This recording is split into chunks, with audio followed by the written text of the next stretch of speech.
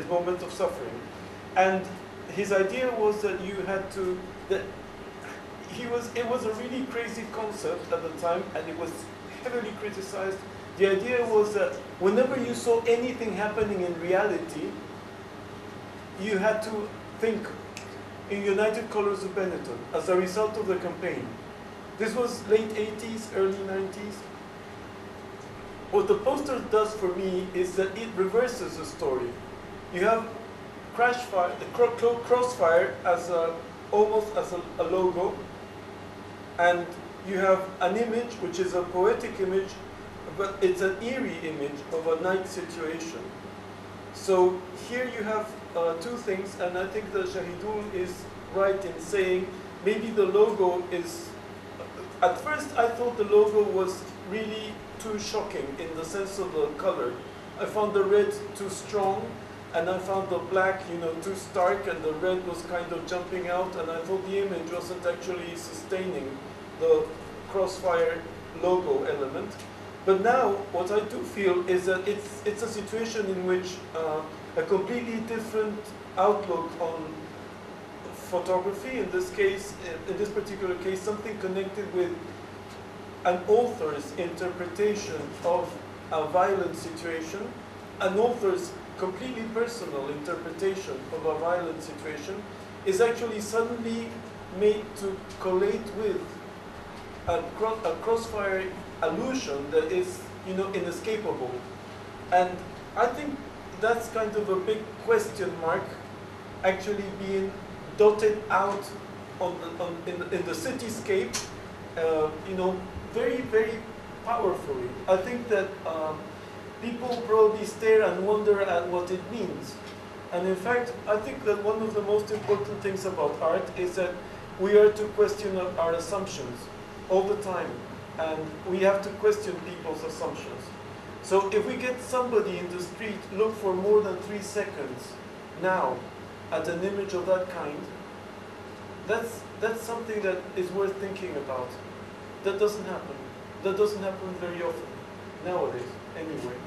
And in this particular situation, what I find is that I had never encountered the impulse of giving new dimension to what I would say poetry and photography in a very almost lyrical way, but at the same time with this very quirky, bizarre, eerie, sometimes sinister element kind of cropping in a very incisive way, because to tell you the truth, I wasn't aware of the interpretations that had been going on about specific cases and specific killings taking place. I read the series as a whole, and what I found was that there was this very profound feeling of absence or loneliness almost, of lack of protection, vulnerability. And that was something that, for me, was enough to symbolize what, as a citizen of a particular state, I am supposed to, it is supposed to be guaranteed for me, for my own security, for my own well-being. And I found that these images, which were like dreamscapes almost, suddenly were brought to bear on a reality that was really harsh.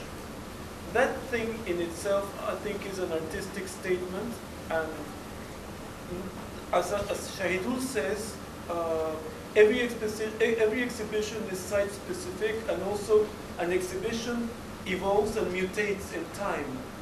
So not only for foreign audiences, but if Shahidul has an opportunity to show the work again in the future in Bangladesh, it will be very interesting to see what form it takes. It will definitely be very interesting to see what changes he chooses to make.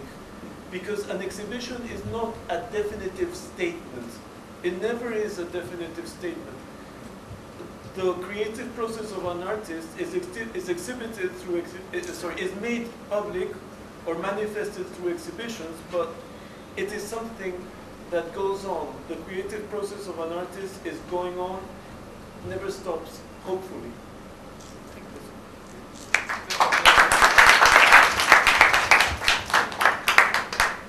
So I do hope that the brochure can be corrected to include images of the Google map and of what the Google map comprises as information related to extrajudicial killings by RAB. That is obviously something that can be easily corrected, and in fact, you can have two different versions of the brochure. I think it should be, we should aim at having another brochure with the Google map. In the double page, it would be great. Yes. In the central double page, Yes. and where there's a place. This is important for you to understand. Even before the police intervened or the government intervened, the Google map should have been on the brochure.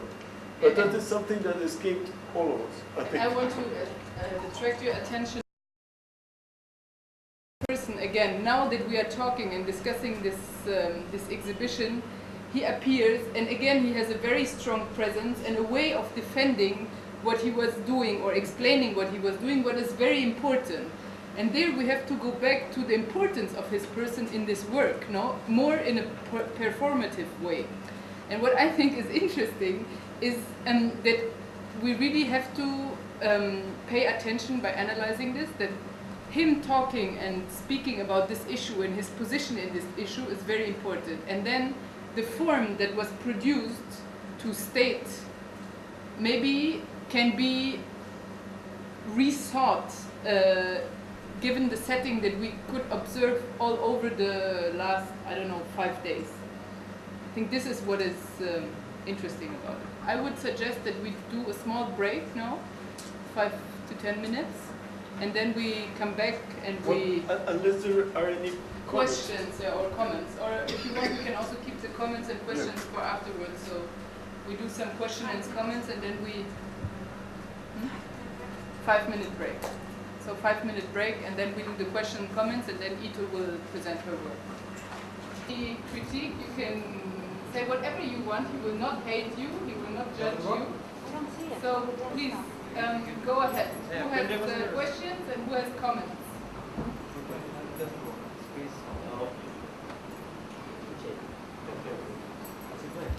Pre-informed of the situation in terms of whether we needed to take legal action, who the plaintiff would be, who would be signing it, the strategy,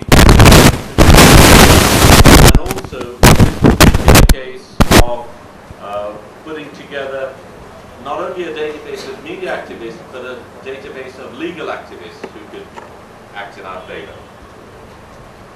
So that's currently happening. It's a learning process. And go away immediately after this situation.